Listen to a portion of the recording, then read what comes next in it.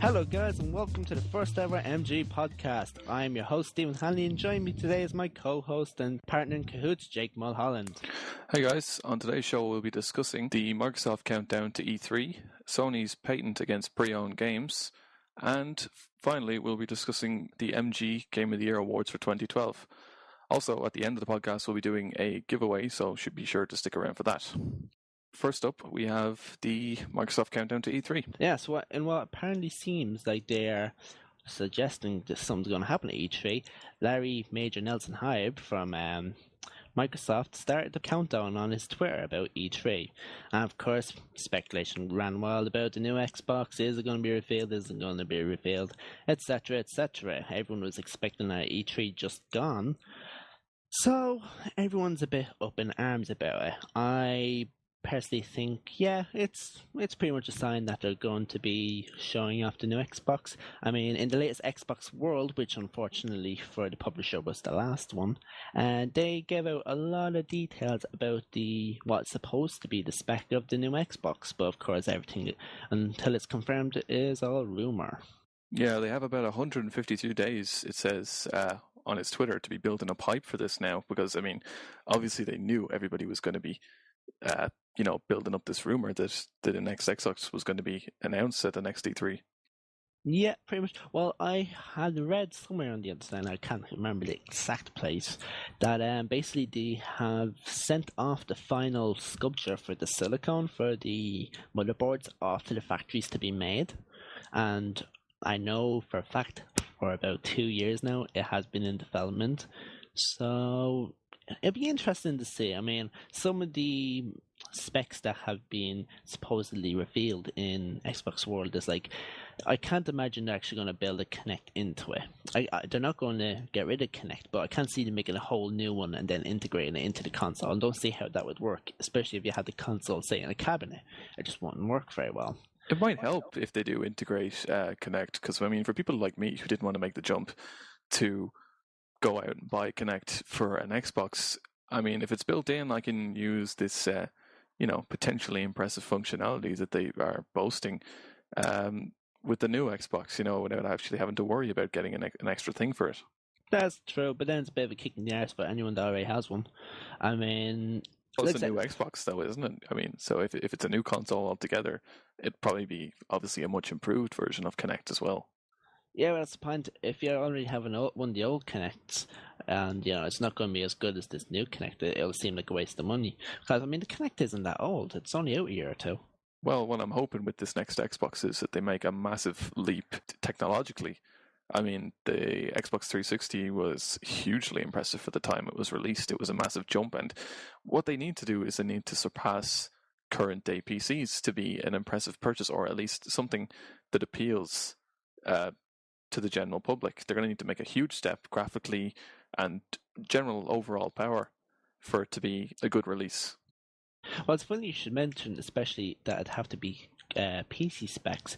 For the general public, that most of them aren't PC gamers, so they wouldn't be able to tell. I mean, the rumored hardware is what we would expect for a console this day and age. It's going to be a quad core. It's going to have 8 gigabytes of RAM. Removable hard drive. The usual stuff you would expect nowadays. There's a rumor that may finally be embracing Blu-ray, but I can't see that happening because Sony owns the pretty property. Much owns Blu-ray, yes, and with Sony's status, I mean, I think they need to be holding on dear to everything that they own at this stage. Sony aren't in a great place, but junk status. I mean, they've made some changes recently that have definitely improved, their buyability. I guess that's a way of putting it. The way they've reinvented PlayStation Plus since E3 has been phenomenal. I mean, they really made that a must-buy for any PlayStation owner. It doesn't matter if you're PS3 or PS4. Well, that's basically the overall gist of it. Not much more has come out of that topic other than speculation. So check out Larry Herb's blog on E3 to see the countdown as it is and the whole string of comments that follows it screaming about the next Xbox. And speaking of PS3, and Sony, we have the Sony patent against pre-owned games. Yes, this is interesting to say the least. Basically, Sony have pointed patents that using NFC technology, which we all have nowadays in modern smartphones, and if you have a Visa debit card, more than likely you have an NFC chip in it so you can do contactless payments. They're basically talking about implementing a system where a NFC tag would be placed on a disc, and when you insert said disc into a console, it will read it and then attach the game to your account, similar to how when you download a game off the PSN Market or even the Xbox Marketplace, it's tied to your account. Now, personally, I cannot see this actually happening. There was a lot of talk about today on Twitter between that game shop and a lot of other places and people. And I personally think it's just Sony being smart and patenting a technology before it's been implemented by anyone. That way, if it does happen, people gotta pay Sony lots of money. Have to pay for them to own pre-owned games. It seems like they're combating this whole owning a pre-owned game with an iron fist. It seems like they're going way overboard to protect it or prevent it from happening. Definitely, that if it actually happens, it will completely cut it out, and that means there's a lot of losses there. Fair enough, the developers don't really get anything from pre-owned games unless people buy DLC or online passes or anything like that.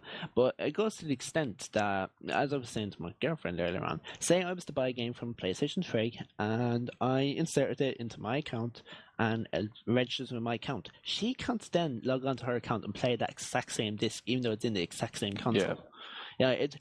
If they do it and they implement it in the PS4, which we all assume is what it's going to be called, I can't see a reason to buy that console because, especially for someone like me, I can't always afford the latest and greatest in games, when they first come out, because games are expensive. But I personally think it's just them protecting a patent. That way, if it does come out, like if Xbox wants to use it, or hell, even Nintendo wants to use it, then companies then have to go and pay Sony. Yeah, it's definitely a real kick in the teeth to consumers. I mean, to actually, if you want to share it among a family member or a relative of any sorts, you can't get.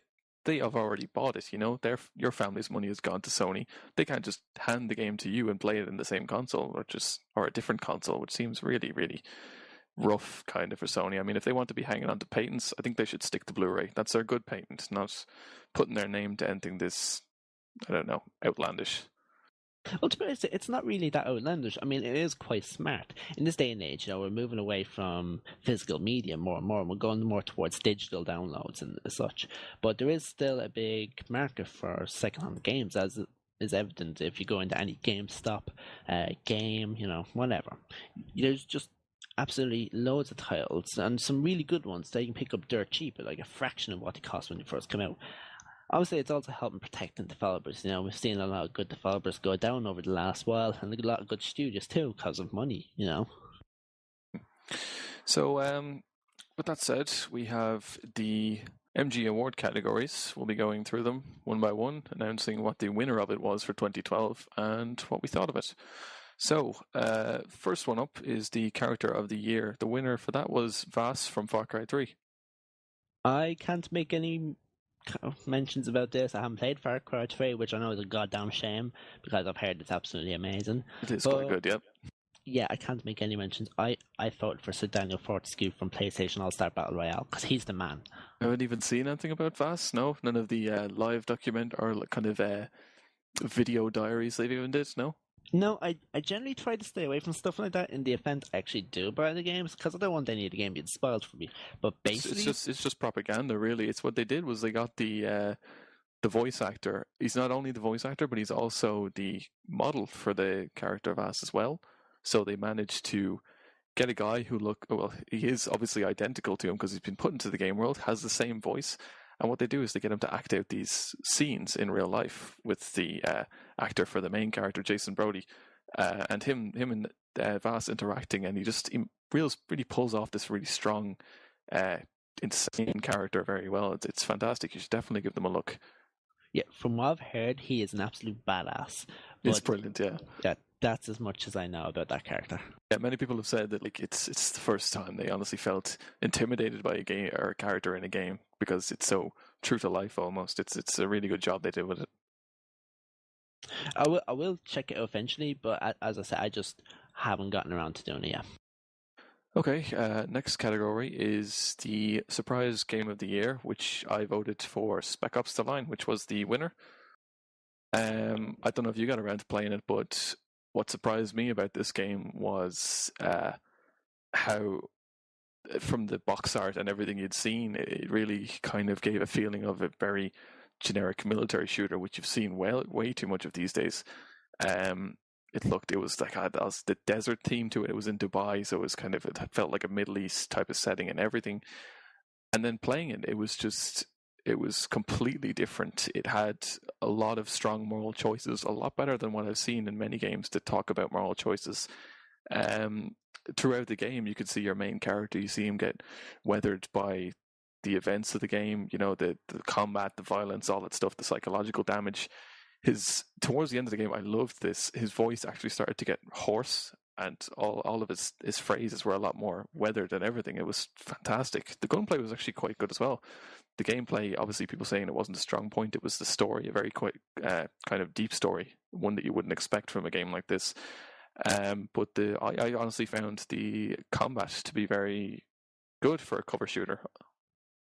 Yeah, no, I haven't played it, but I have definitely heard about it, and I've basically heard that it is basically that the gameplay, well, it's okay. It's all about the story and how graphic it is. It's one of them ones that's down to be played, and just haven't gone around to it as well. But yeah, no, it definitely a bit surprised by the level of cruelty to go into and the emotions that they managed to bring you through. That's very surprising. It's not very often a title can do that to someone. Definitely, it's a bit of a hidden gem, so get a look at that if you ever get the chance. Or alternatively, you can go with my pick, which unfortunately didn't win, but everyone should check this game out. It's Transformers: Fall of Cybertron, and it is not your average tie-in game. Franchise tie-in, definitely, Yeah, yes. pretty much. It is really, really hard on normal and really good. They've gotten all the original voice actors back from the original comic series back in 1982, I believe, which is pretty it's cool. a lot of effort put into this. It is, and it's pretty cool because for those that don't know, the voice of Optimus Prime is also the voice of Eeyore and Winnie the Pooh. Bet you didn't see that coming. Yeah, all right, totally seconding that, guys. Check that out if you get the chance. Your mind has just been blown. Okay, so best multiplayer experience, Black Ops 2. Is this really a surprise? I mean, literally every year it's a Call of Duty. It is. No, I wouldn't say for best multiplayer experience now, but I honestly, I could disagree with that because experience is personal, and I think SMGs are seriously overpowered, and everyone uses SMGs, and I'm not a fan of that. But if you're going to talk about overpowered in that game, pistols are overpowered. Whatever, it's imbalanced. Let's just leave it at that. Right, certain things are imbalanced, but in comparison to the other Call of Duties, it's probably the most balanced it's ever been on launch. It honestly has. I was very surprised with the amount of options it has for loadouts and everything of that nature. It has so much stuff in the way of the gadgets, the tactical grenades, and all that tactical gadgets and everything. And the futuristic setting of all the weapons and maps. I think they were all really well done. There was a lot more effort put into it than, say, the likes of Modern Warfare 3. No surprise there. Modern Warfare 2 was good, but I think this one tops it quite a lot. And the multiplayer experience is honestly one of the best I had this year. I was totally addicted to it after getting it. Yeah, same as, I mean, I'm still playing it, and that's really rare for me with a Call of Duty game. Usually when I prestige and get my achievement, I kind of leave it at that. But no, I've kept playing. It's been good fun. Also, for those that are interested, Mature Gaming have a clan. You can apply at callofduty.com/elite. Just search for MG-veterans. Right, so next up we have the best co-op experience, which the winner was Borderlands 2. Don't know if you got around to playing that, did you? I actually, once again, I haven't. In fact, to tell you the truth, I've only played a little bit of Borderlands 1. It's not a game that I've really gone into. You're a disgrace. Yes, people say that to me. But no, I'm not. after playing Borderlands 1, I'm not even sure if I want to play Borderlands 2. I wasn't even that impressed with Borderlands 1. That's the thing, really. I mean, if you were not into Borderlands 1, you certainly won't be into this. It's a sequel, and it's a massive improvement on the first, but it is literally just more of the same game, as many people have said. That said, though, with co-op in mind, it's a fantastic experience. I mean, most games are improved with co-op. Even bad games can be enjoyable with friends, but I think this one is really, really centered around co-op. And if you get a couple of friends together, specifically, I mean, the maximum, which is 4, it's an absolute fantastic experience to be shared with other people. I think that's my problem. I haven't played Borderlands 1 with anyone bar myself. I've just had none of the co-op experience at all of it. So I think that's a big reason why I'm not that big into it at the moment. So just putting this out there, if you don't have people to play with, don't try Borderlands. It will absolutely taint your image of the game. Yep, that's probably what's happened. So if I find someone to play with, I'll definitely go back and give it a try. But okay, so next up we've got best single player experience, which was Far Cry 3. Once again, haven't played it, so yes. Okay, so I got Far Cry 3 myself. I haven't got around to playing it much myself because my PC does not like it at all. I'm not quite sure why, but performance issues aside, I think they're quite personal because I hear a lot of people say the game is very well optimized. The single player experience of Far Cry 3, if there's one thing I can say about it, it's quite immersive. It's the camera never leaves the character. I mean, for just about everything, for crashes in cars, for healing, for flying around on a hang glider, for battling the wildlife that's around there, it's all simulated in first person. I mean, you get to see the hands, all separate animations for all these different things, and it really does bring home a good, strong, immersive experience. Pretty cool. As I said earlier on in the show, I really have to get around to playing this game. It's a fantastic single player game, and for sure. I haven't heard much about the multiplayer now. I mean, I've heard that it's not all it's cracked up to be, but then again, not many people were expecting much from the multiplayer of Far Cry 3. Yeah, pretty much. For me, I had actually picked Journey from PlayStation 3. And to be honest with you, I'll talk about when we get further down the line. Spoilers. I have a contradiction there for Journey for your single player experience, but all right, yeah, we'll get down to that. Best DLC, Borderlands 2. It's hard to argue with. It is hard to argue with, considering that they pumped out pretty much, I think it was about 3 DLC packs within a couple of months of the game being released. Gearbox have been known for pretty good quality expansions from what I've seen. I remember the ones for Borderlands 1 were very impressive. No cheap $15 map pack add-ons. It was real kind of full new campaigns, new art assets, everything new, weapon stats, new weapon models, all this type of stuff. There's a lot of care put into it with all it's a good amount of voice acting put into it and all that stuff. It would be about 3 packs if you're excluding the Necromancer, which was a character pack which was released about a month of the game coming out, which is absolutely phenomenal. That was really well done to add in a whole new character class and make it balanced as well and not hinder the game as well. Well, that's always what you want. For anyone that has read on the website what you've been playing articles, you've noticed in mine, most weeks I'm playing a game called The Bindings of Isaac.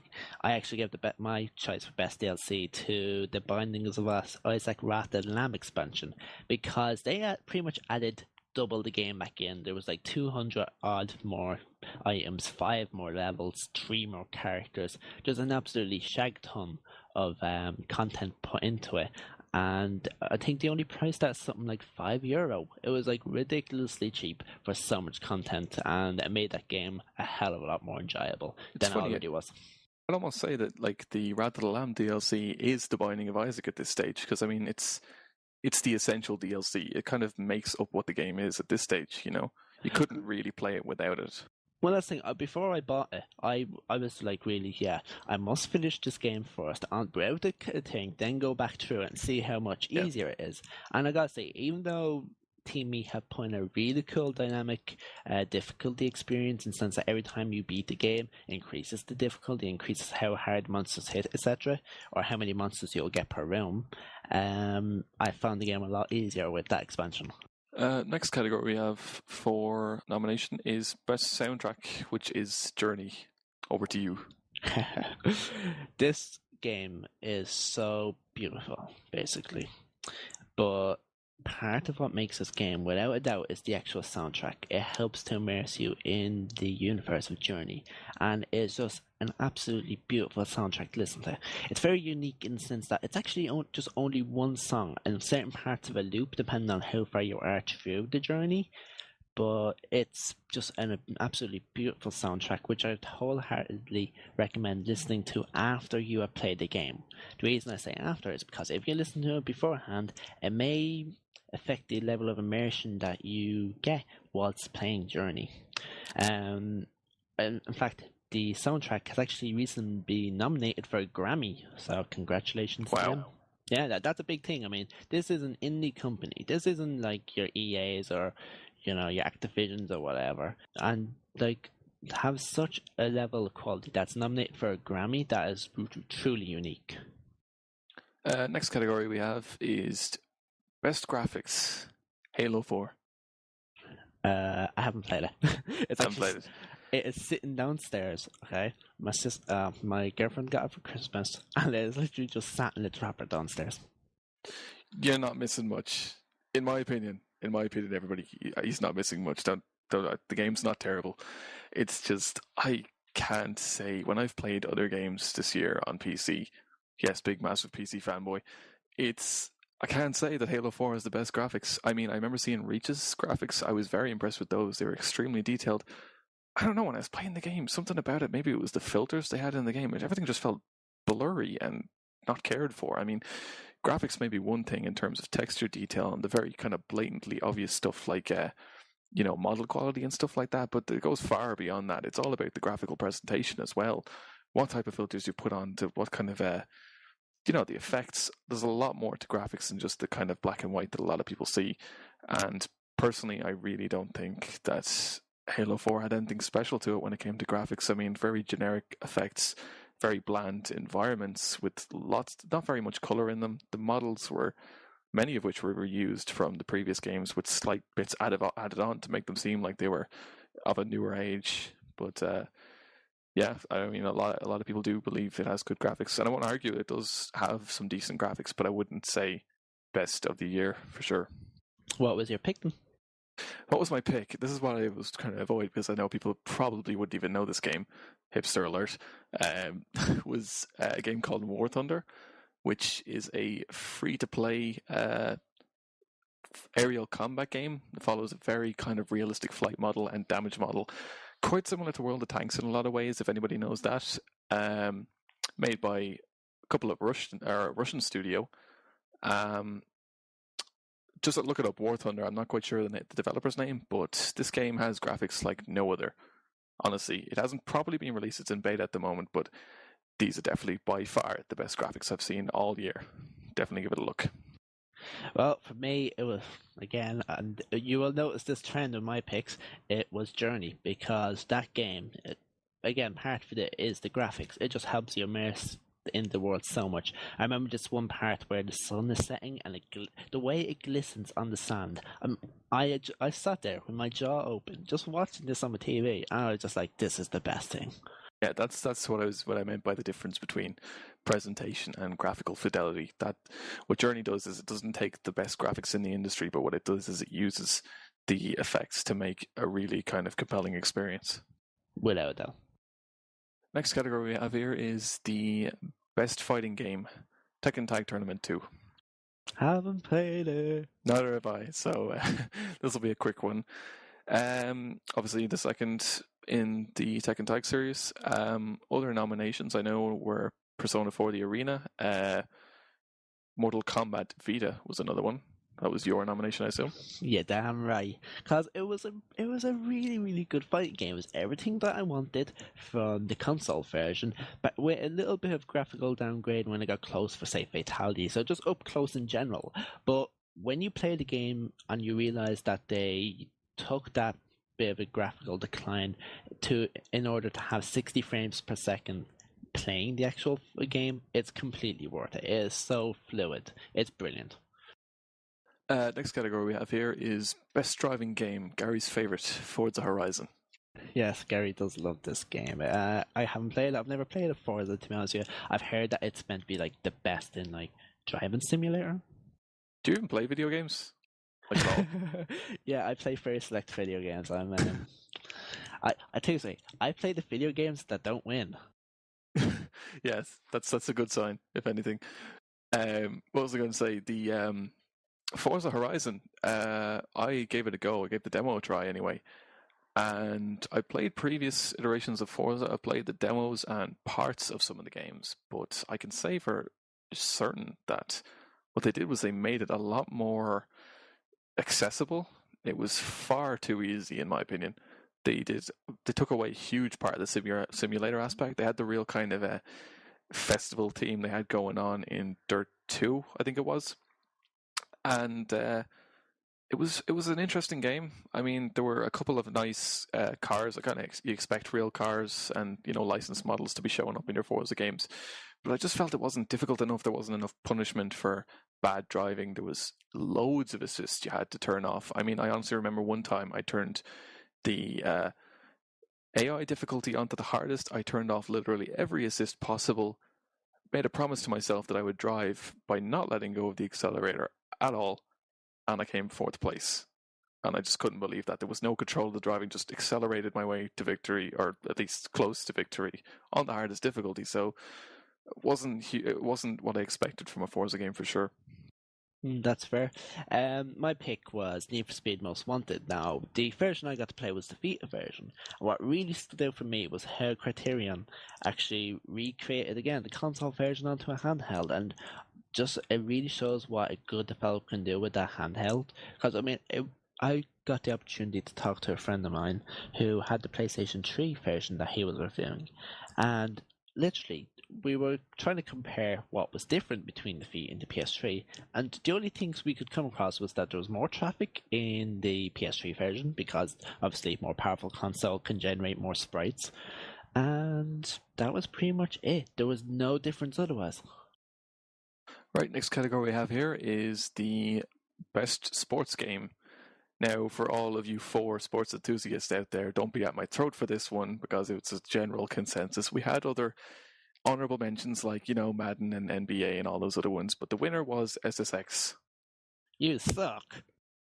SSX was a fantastic game. While not exactly what I would call a sports game, because it's far from a realistic sports game, in a sense, it was sort of a sports game. I don't know, but it was a phenomenal game in more or less in a flexible version of that category. It was an unbelievable game. Did you play it at all? Nope, I had played SSX previously, like when it was on the PlayStation 2, and I liked it. I really liked the game. It was always fun to play. Yeah, what SSX was missing for a while was, I remember, I think it was Tricky had the crazy outlandish character designs, the massive slopes, and the real kind of vertical gameplay with insane tricks. This one the original trailer had a very kind of realistic dubstep tied in trailer, and this had people worried, and they thought, okay, it's going for a real hardcore approach, like trying too hard. But no, it was just kind of like a next gen SSX Tricky. What people really wanted had massive, huge open landscapes, beautifully designed, massive, fast, huge jumping gameplay. It was just unbelievable, and the soundtrack is nothing short of perfect. I know EA get a bad rep, but they honestly are some of the best publisher for picking soundtracks for a game. To be honest, yeah, as much bad publicity EA get, they also do a lot of pretty good things. I mean, they give a lot of chances to a lot of studios that normally wouldn't get them. So yeah, chance in inverted commas. For me, I had picked FIFA 13 because I am not ashamed to say that I really enjoyed this game. It was such a big improvement over 12. One thing that really stood out for me was a new feature they implemented called Match Day, which basically they took the stats from the latest game of whatever team you had picked. So, for example, I picked Tottenham Hotspurs, and basically in the game that I played, they had beaten their opponent 2-1 or something like that, and the forward scored both goals. In game, they actually adjusted it that the forward's stats and the team stats as a general was actually higher based on how they played previously in the actual real world. So it really helped give a better sense of immersion as the leading football simulator. Otherwise, it's pretty much the same old story. Better controls in it. The whole contact system that they have, the collision system, is still stupid. I mean, you still get some really stupid things happening, but otherwise, yeah, no, it's a very good version of a tired football franchise at this stage. Right, next up we got Best Shooter, which is Max Payne 3. I have a real problem with this. Max Payne 3 isn't a shooter, it's a film. A film, says the guy who likes Journey. That's fair enough. I'm pretty sure Journey has more action in Max Payne 3. That's bullshit. Anyway, yes, Max Payne 3 obviously deserves Best Shooter because the shooting in the game was the best of the year, hands down. Massive amounts of detail were put into this, the combat in it. There is fully physical bullets. Each individual round is physically simulated in the world. The huge improvements on the Euphoria engine by Rockstar that react to everything from the location of the bullet wound to the caliber of the bullets that entered the bullet or entered the body at which point it hit it. The slow motion, the destructible environments, the massively well detailed weapons, rounds being like casings, spent casings being lying around on the ground as well as magazines.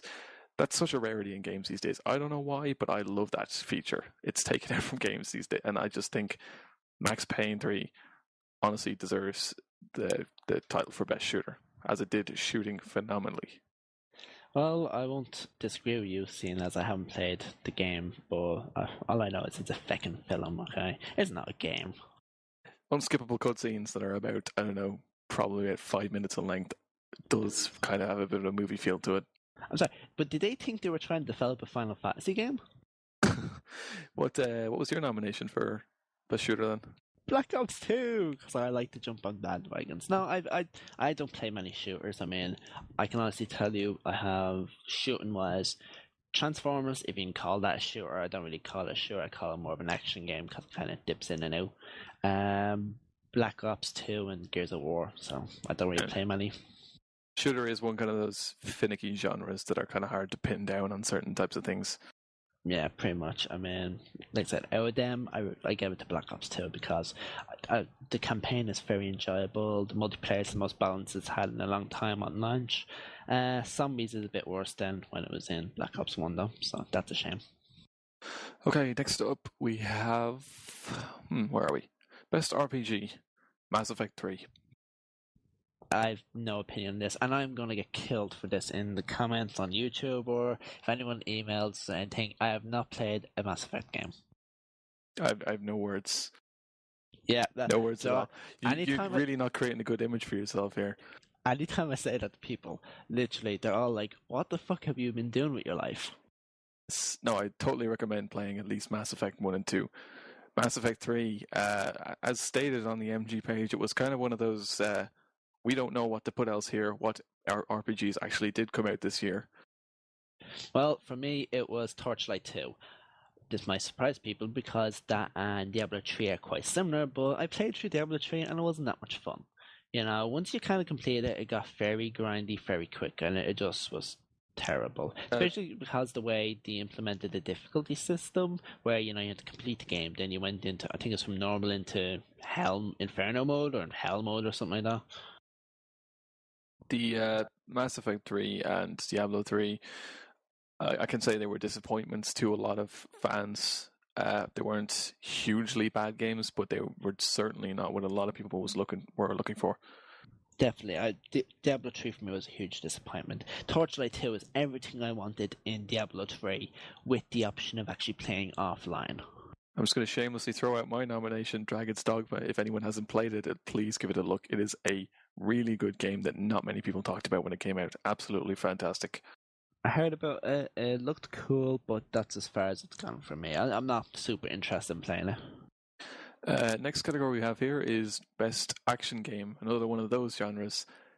Dishonored.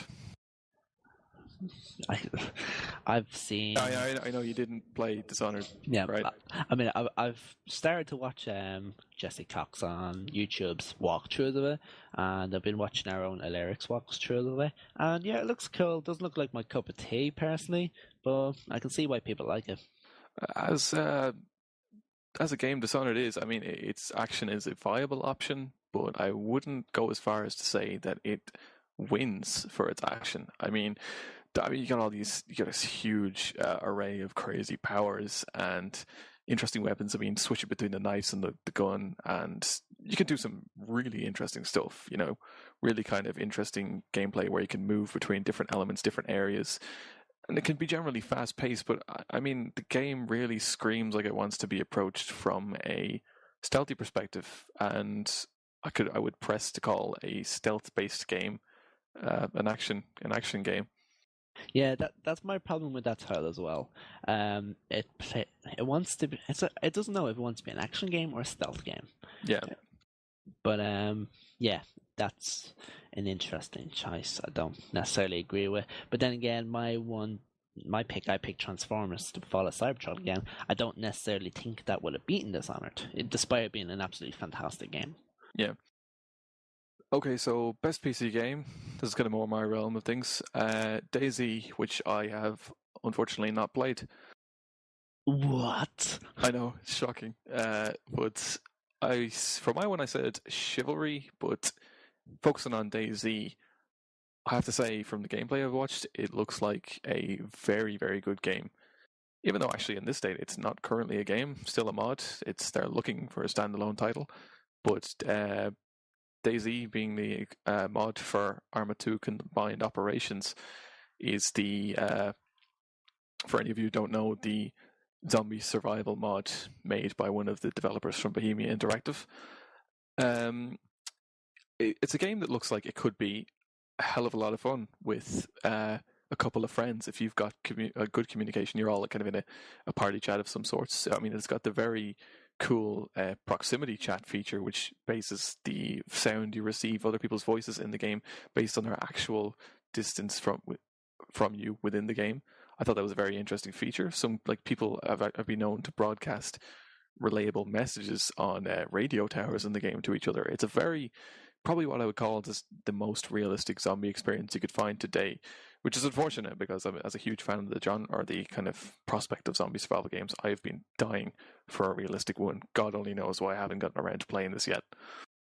I can't say I've had too much interest. I looked into the backstory behind it, and the way the man that made the mod is an actual soldier, and so he went through when he was going through surgery and that he used that for the injury system and all. And it's pretty cool the way he's taking this real life experiences and then throwing them into the game. But I can't say I have too much interest in it. I'm not a huge PC gamer anymore, and when I was, all I played was World of Warcraft, which is my pick. I picked World of Warcraft Mists of Pandaria, basically because they fixed everything that they done wrong in World of Warcraft Cataclysm. They made an enjoyable level, and there was plenty of content to do when you were at the maximum level. There is literally so much to do. I've been max level now since October, and I still haven't gotten through it all. Next category we have here is best handheld game, Gravity Rush. Yes, this is one of my picks because it's an absolutely fantastic game, and anyone that disagrees with me is wrong. That's the way. Yeah, pretty much. No, it basically, out of Sony Japan comes this whole new story, and original story, original character. And what it really does is it utilizes every single bit of the hardware of the Vita. I mean, you can use its accelerometer to change the way you look when you're flying. You use both touch screens for various different things. It just really, if there's one title I would recommend to anyone that's thinking of buying a Vita, and which, by the way, if you have PlayStation Plus at the moment, you can actually download this title for free on PlayStation Vita. And obviously, if you have a PS3, you can add it to your download list in case you do get a PS Vita. I would wholeheartedly recommend this. It is what the PS Vita is all about. It literally encompasses everything that's great about a PS Vita. Well, I haven't seen much stuff on Gravity Rush myself. I have only seen promotional screenshots, and I have to say the art style looks very cool, very interesting, and somewhat unique as well. I've heard a lot of people talking about the soundtrack as well. The soundtrack is brilliant. It's really light at times, you know. It changes very well to suit the environments that the main character Kat goes through. I mean, and Kat now, as a result, this game has gained almost a cult-like popularity to the point that she's actually scheduled to be in the first lot of DLC for PlayStation All-Star Battle Royale. That's actually very cool. Great game, absolutely recommend playing it. It's a truly unique experience for a handheld, especially, and the story is just absolutely brilliant. Right, so next category, best Nintendo console game, ZombiU, another favorite of Gary's. Yep, ZombiU is a good title. I mean, I haven't played it. I've only watched videos of it, but it looks like the perfect implementation of what the Wii U's hardware is all about, where you're using obviously your main TV to navigate through the levels, but then using your Wii U pad to be able to like sort out your inventory, pick up stuff, drop stuff, and all that, you know. It seems pretty cool.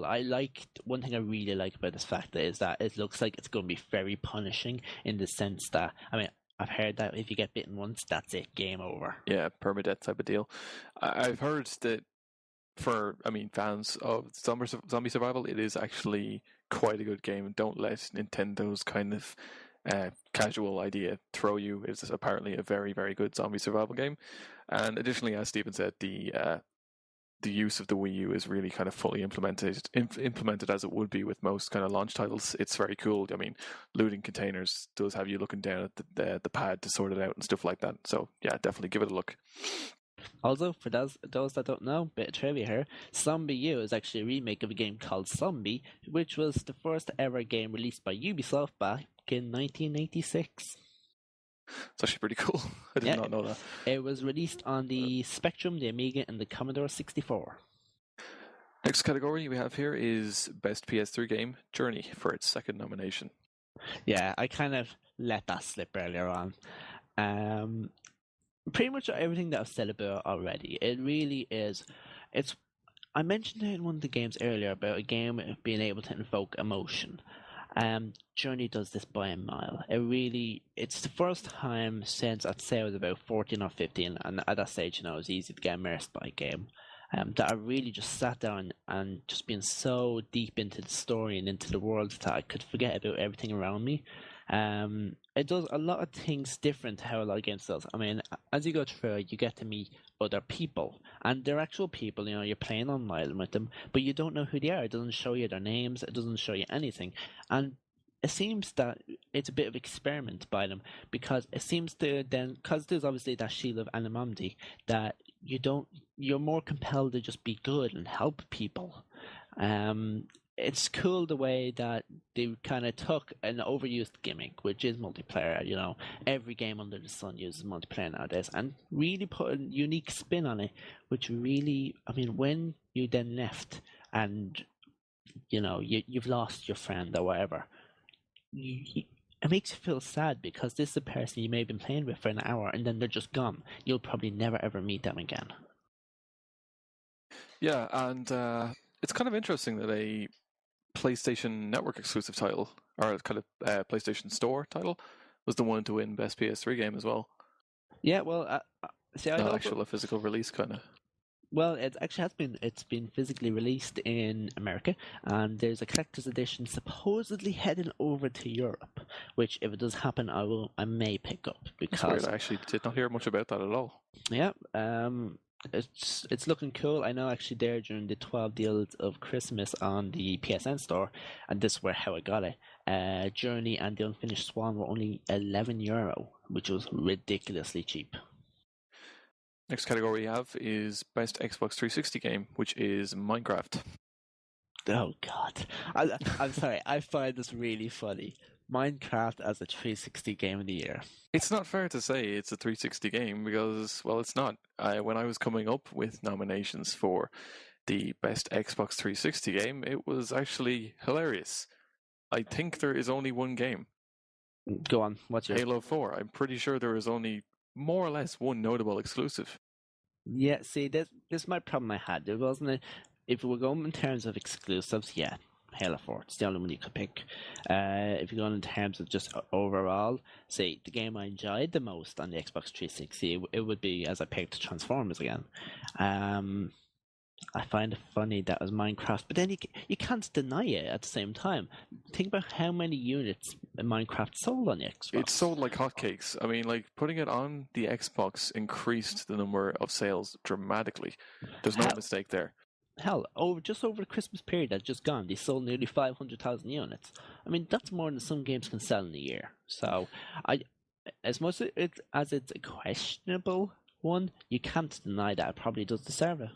It's a good Xbox 360 game. If you look at it outside of the fact that it was released and the fact that it removed features from the PC version that already existed, and the fact that I think it charged more money for the release, it's a decent Xbox 360 game and probably one of the best to come out this year. Yeah, pretty much. If you can get past them hurdles, if you have played the PC version. Now, I'm really weird in the sense that I actually don't like Minecraft, but I like Terraria, which they're basically the same thing. I mean, one's just first person, one's third person, but yeah, basically Minecraft's so like hotcakes, and it probably does deserve it despite it being originally a PC game.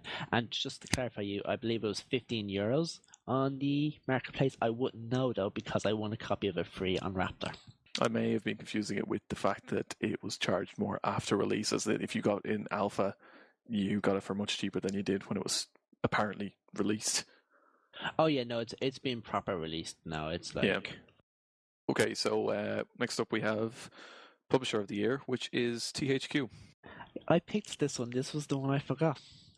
Yeah, I mean, they've just had a good year. It's been a bit of a shame that they had to fall for Chapter 11, but for those that aren't aware, that isn't actually necessarily a bad thing. It just basically means that they're restructuring their finances. It's definitely not the end of THQ, which is a really good thing. I got to go to a THQ press event back in August, and I mean, when I got to see footage of, at the time it was WWE 13, which has already come out, and it's a fantastic title for those that are wondering and those that are into WWE games.